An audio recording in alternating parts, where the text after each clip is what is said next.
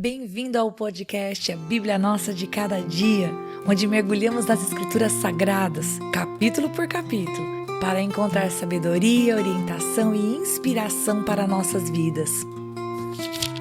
Juntos exploraremos as histórias, os ensinamentos e os temas profundos da Bíblia, descobrindo como a palavra de Deus pode nos transformar e nos ajudar a viver uma vida plena e significativa.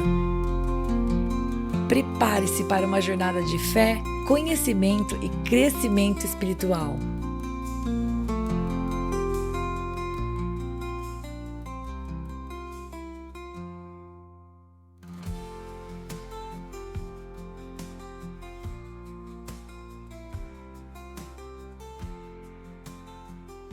Que alegria ter você aqui para nós meditarmos em Números capítulo 5.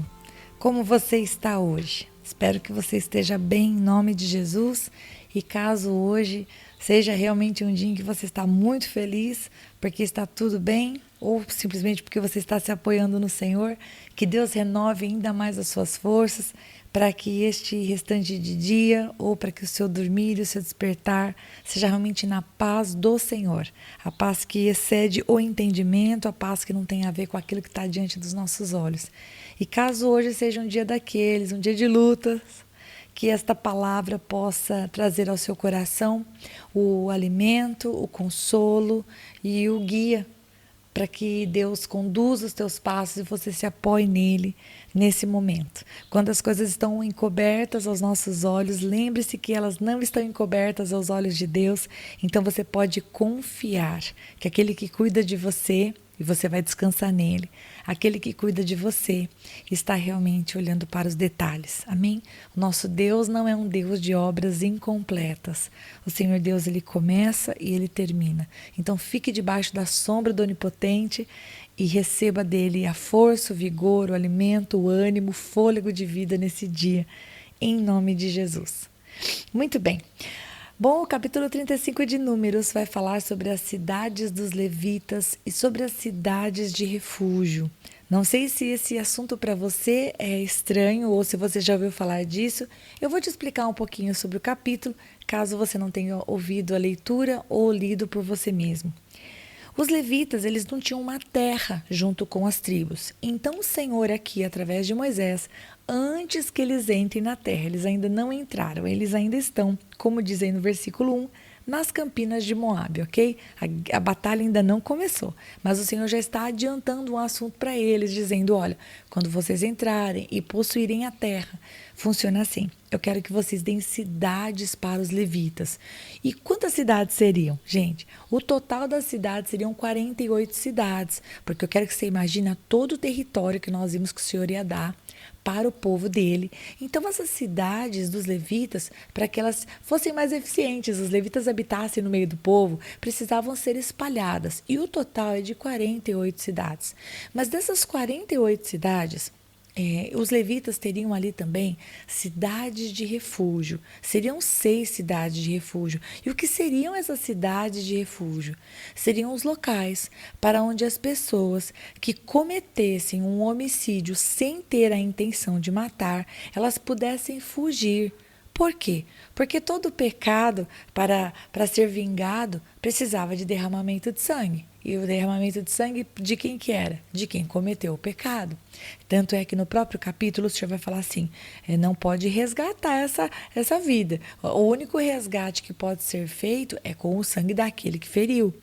Portanto, a pessoa, se sem querer cometesse um crime, sem querer, ela empurrasse sem ódio. Eu acho formidável como é dito, deixa eu achar que está no capítulo 35, lá no versículo 20. Fala assim, ó, se alguém empurrar a outrem com ódio ou com mau intento lançar contra ele alguma coisa e ele morrer, ou por inimizade, então o vingador do sangue, ou seja, o parente mais próximo, poderia ir lá, matar essa pessoa que feriu com ódio, e então quem matou para vingar não seria punido, ele estaria, vamos dizer assim, pagando sangue com sangue, vamos falar dessa maneira. Por quê? Porque a pessoa fez com ódio. Observe que no versículo 20, o Senhor faz uma separação a respeito daquilo que está no coração e que motiva a atitude. E nos outros versículos, o Senhor vai falar de que em situações em que você empurrou subitamente, mas você não tinha o mau intento. O versículo 22 fala sobre isso, né? Porém, se eu empurrar subitamente, sem inimizade ou contra ele, lançar algum instrumento sem mau intento, ou não o vendo, deixar cair sobre ele alguma pedra. Ou seja, o Senhor separa o homicídio entre aquele que teve a intenção de fazer algo errado e aquele que não teve. Portanto, a gente observa que a motivação é o coração, não é verdade? Mas aquela pessoa que tivesse, infelizmente, cometido um crime sem ter a intenção, por acidente, vamos falar dessa maneira, então o Senhor disse, olha, você tem um lugar seguro, a cidade de refúgio, até que você seja julgado, ou caso você fique ali mesmo, né? Você tem que esperar até a morte do sumo sacerdote. Agora, se a pessoa resolvesse sair dessa cidade de refúgio antes da morte do sumo sacerdote e o vingador, né, um parente próximo daquele crime, encontrasse, ele poderia te matar a si mesmo. Então, o Senhor, durante todo o capítulo, vai falar sobre isso. E, inclusive, eu comecei a falar sobre o que eram as cidades de refúgio, mas uma coisa que é falado antes é que todas as tribos de Israel deveriam ofertar essas cidades aos levitas. E quanto deveria ser ofertado? Eu achei interessante mencionar que o Senhor vai dizer, olha, quem tem mais território, oferte mais. E quem tem menos território, oferte menos. Ou seja, cada um segundo as suas posses. E também porque os levitas precisavam estar distribuídos entre um povo de acordo com a necessidade. Portanto, território menor, povo menor, uma quantidade menor de cidades. E o contrário disso também, não é verdade? Uma extensão de terra maior, uma tribo maior, mais cidades de levitas presentes.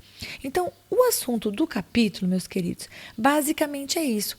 Mas o capítulo termina de um jeito curioso. A partir do versículo 32, o Senhor vai falar assim, ó, também não aceitem resgate por aquele que se acolher a uma cidade de refúgio e quiser voltar para a sua terra antes da morte do sumo sacerdote. Então, o Senhor está dizendo, não há resgate. Ele tem que ficar na cidade. E aí continua, assim, não profanem a terra em que vocês estão, porque o sangue profana a terra.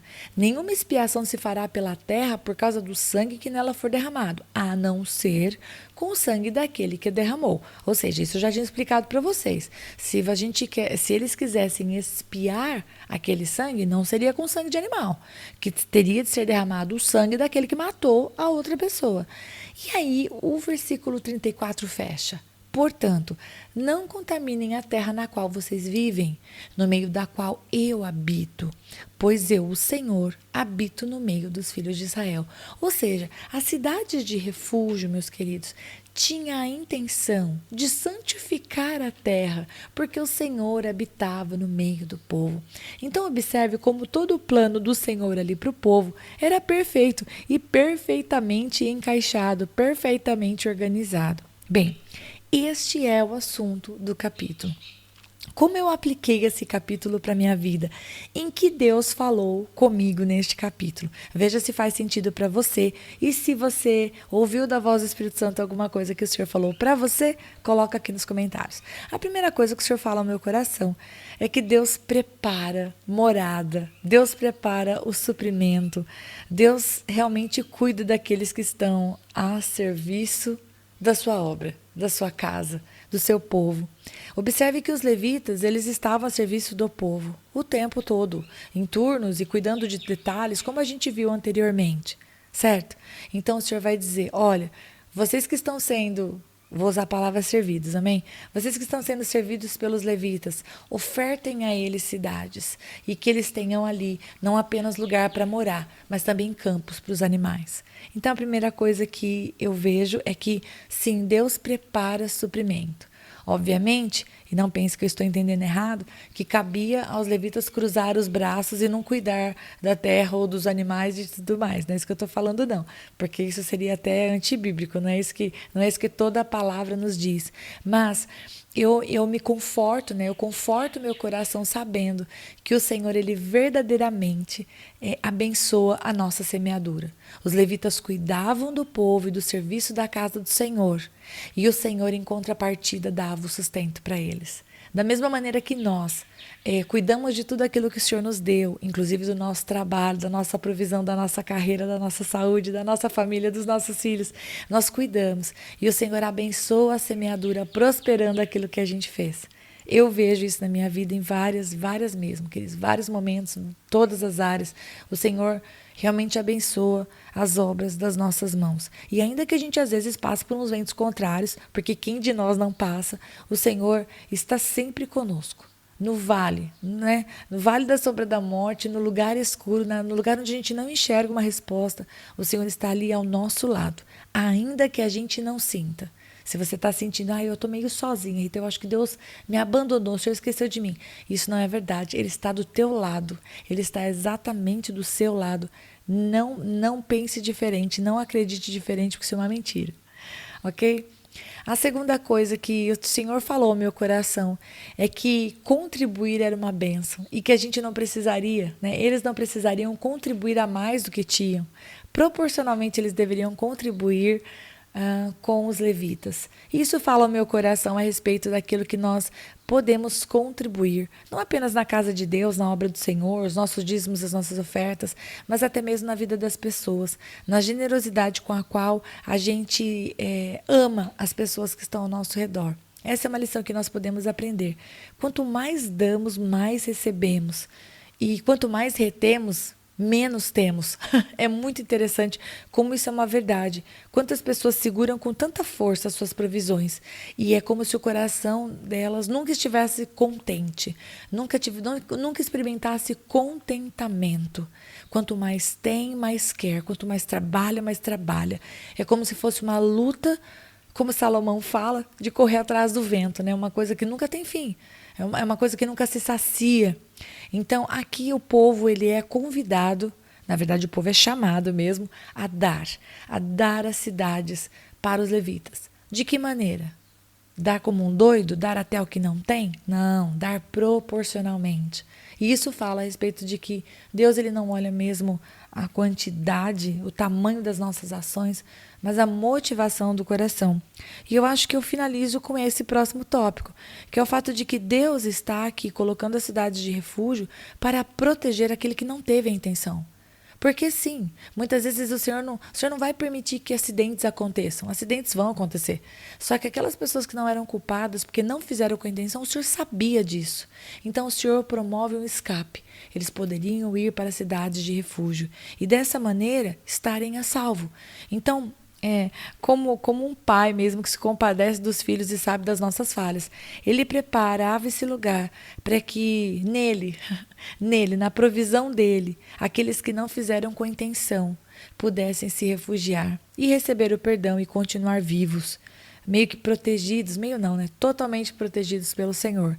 Lá eles encontrariam refúgio. O refúgio, a proteção.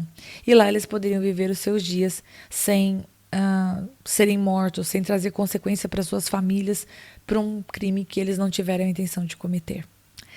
Esse é o nosso Deus, que nos protege, que sonda o nosso coração e sabe os intentos, não é verdade?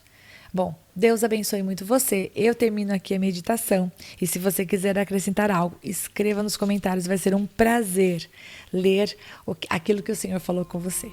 Um grande abraço. Deus te abençoe em nome de Jesus.